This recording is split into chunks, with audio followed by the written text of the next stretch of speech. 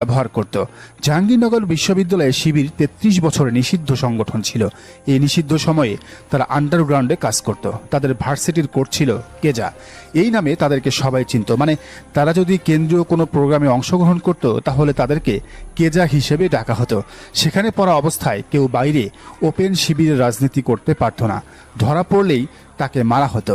কেজা নামটা এক সময়ে সবাই জেনে যায়, তাই তারা নাম বদলে ফেলে।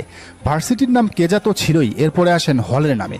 প্রতিটি হলের আলাদা আলাদা কোড ছিল। যেহেতু তারা কর্মীদের কাগজপত্র মেনটেন করে, তাই নামও লেখা ছিল কোড দিয়ে। এক হলের শিবির জানতো না আর এক হলের শিবিরকে।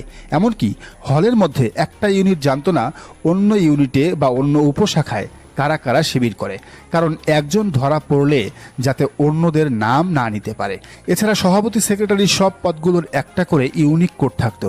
এই কোড আবার নিয়মিত চেঞ্জ হতো, যাতে ইউনিভার্সিটি থেকে বের হয়ে কেউ পরে এবি পার্টির মঞ্জুর মতো মতাদর্শ চেঞ্জ হওয়ার পর সব ফাঁস না করতে পারে। হলের বাইরে যারা থাকতো তাদের একজনের বাসা আরেকজন চিনত না। সেই মোবাইল যুগের আগের কথা বলছি। নির্দিষ্ট সময়ে সবাই নির্দিষ্ট স্থানে দেখা করত, কারণ একজনকে ধরলে যাতে আরেকজনের বাসা দেখিয়ে দিতে না পারে। ভার্সিটির